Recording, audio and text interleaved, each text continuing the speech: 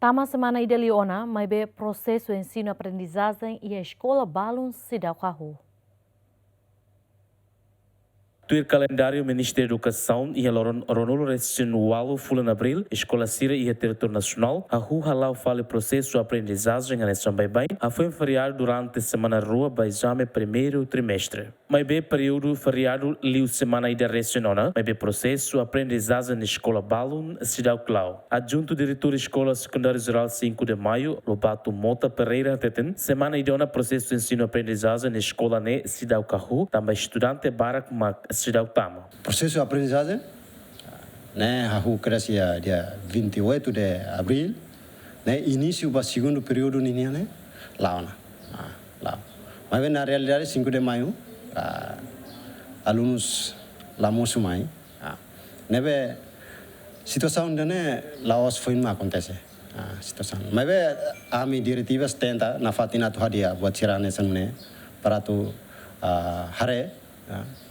Tambah sa ninian fukune hanebe maksai te ane sanune ninia impacto ne bot quando o processo de aprendizagem mak be tarde então matéria lição hoto ne ia nini implicação agora ida makne orientação ami colhedet labele halo pressão ba alunsira ne crime Isatan, quando lavar glamai ma ame losrit matam formos crime de psicologia. Ane labele ne orientação den labele. Orsira ami bako ai pior litan. E a Sorin Seluk, mais que processo ensino-aprendizagem lá ona e a escola ensino básico terceiro ciclo Sérgio Vieira de Melo, mas bem estudante Barak mak Cidau Tama aula. E a segundo período hahu ia dia 28 de abril de 2025. Ne processo de aprendizagem lá normal. Ia regulamento ela regulamento interno makane. Ne ia escola EBCC Juara de Mel ne ia regulamento. Ia. Nebe nia quando be nia latama ia sansang. Ia. Alunos nebe mag latama ne ia sansang.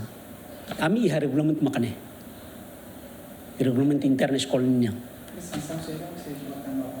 Sansão ne quando nia falta ne ligo ona 10 baleten ya transferência para a escola selo.